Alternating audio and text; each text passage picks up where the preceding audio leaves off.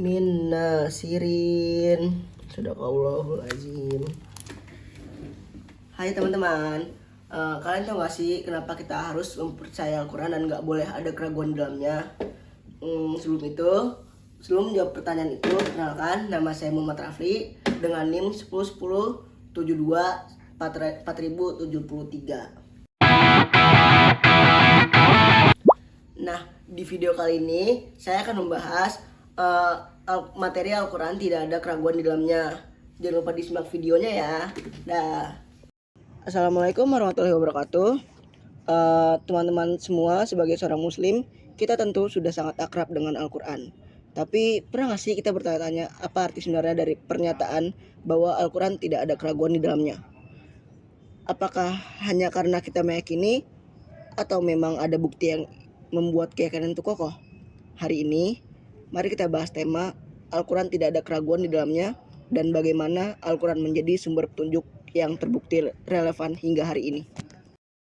Dalam Quran surat Al-Baqarah ayat 2, Allah Subhanahu wa taala berfirman, A'udzu billahi minasy syaithanir rajim. Bismillahirrahmanirrahim. Dzalikal kitabu la raiba fihi hudan lil muttaqin. Yang artinya kitab Al-Quran ini tidak ada keraguan padanya, petunjuk bagi mereka yang bertakwa.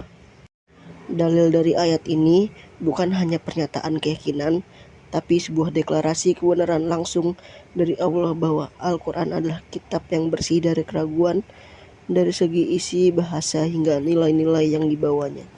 Di dalil kedua ini, Allah Subhanahu wa taala berfirman di Quran surat Fussilat ayat 42 yang berbunyi, لا يأتيه الباطل من بين يديه ولا من خلفه تنزيل من حكيم حميد.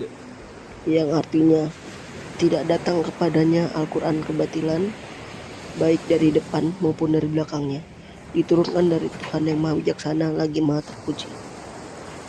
Arti dari ayat ini adalah menegaskan bahwa tidak ada kebatilan yang bisa masuk ke dalam Al-Quran dari masa lalu hingga masa kini. Rasulullah Shallallahu Alaihi Wasallam bersabda, "Aku tinggalkan pada kalian dua perkara. Kalian tidak akan tersesat selama berpegang pada keduanya, Kitabullah dan Sunnahku." Hadis riwayat Malik. Hadis ini menunjukkan bahwa Al-Quran bukan hanyalah bacaan, tapi sumber hidup yang harus menjadi pedoman utama dalam menjalani kehidupan. Meski diturunkan lebih dari 1400 tahun yang lalu, nilai-nilai dalam Al-Quran tetap relevan. Jadi di sini saya akan memberikan contoh nilai-nilai dalam Al-Quran yang masih bisa dipraktikkan pada zaman sekarang. Misalnya, yang pertama ada kejujuran, tanggung jawab, dan adil. Ini nilai dasar Islam dan disebutkan berulang kali di Al-Quran. Relevansinya sekarang itu apa? Relevansi sekarang itu ada di dunia kerja. Misalnya, orang jujur dan bertanggung jawab itu dipercaya. Kalau kamu adil sebagai pemimpin, timmu bakal loyal kepadamu. Jadi, Al-Quran ngajarin karakter yang dibutuhin banget di kehidupan nyata. Lalu yang kedua, ada menjaga lingkungan. Al-Quran melarang kita berbuat kerusakan di bumi. Sudah dijelaskan di ayat Quran surat Al-A'raf ayat 56. ولا تفسدوا في الأرض بعد إصلاحها وادعوه خوفا وطمعا إن رحمة الله قريب من المحسنين. Yang artinya, dan janganlah kamu membuat kerusakan di muka bumi setelah Allah memperbaikinya. Lalu relevansinya apa sih? Relevansinya adalah krisis iklim, pencemaran, dan sampah plastik jadi masalah besar. Ternyata Islam udah ngingetin kita dari dulu buat menjaga bumi. Yang ketiga, ada tolong menolong dan tidak mengejek sesama manusia. Nilai ini ada di Quran surat Al-Hujurat ayat 11. Isinya tentang larangan mengejek, mencela, dan menghina orang lain. يا أيها الذين آمنوا لا يسخر قوم من قوم عسى أن يكونوا خيرا منهم ولا نساء من نساء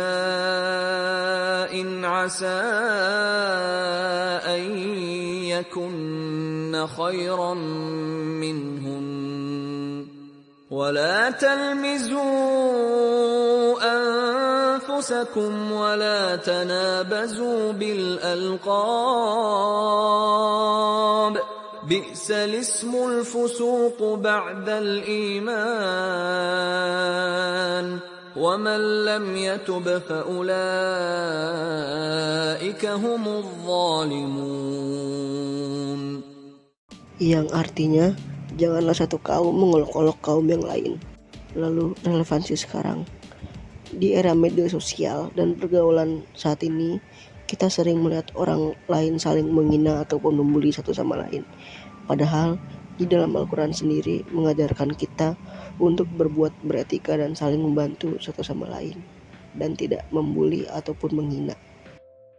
Di refleksi pribadi ini, jujur saya pribadi mulai memahami kekuatan dari Al-Quranul Karim bukan dari awal, tapi setelah beberapa pengalaman hidup yang saya jalani sendiri. Pernah suatu waktu saya merasa bingung harus ambil keputusan yang besar. Dan ketika saya baca surah Al-Baqarah ayat 2 itu, saya merasa yakin. Saya belajar bahwa Al-Quran bukan hanya untuk dibaca, tapi untuk dijadikan sebagai pegangan hidup kita. Dan benar, setiap kali saya kembali ke Al-Quran, saya selalu menemukan ketenangan dan arah yang lebih jelas. Jadi, kesimpulannya adalah Al-Quran adalah kitab suci yang sempurna, tidak berubah, tidak tertandingi, dan terbukti relevan sepanjang zaman. Sebagai mahasiswa, kita harus menjadikan Al-Quran bukan sekedar bacaan, tapi sebagai petunjuk dalam berpikir, bersikap, dan bertindak. Mari kita jaga hubungan kita dengan Al-Quran dengan membacanya, memahaminya, dan mengamalkannya. Sekian dari saya, Muhammad Rafli. Wassalamualaikum warahmatullahi wabarakatuh.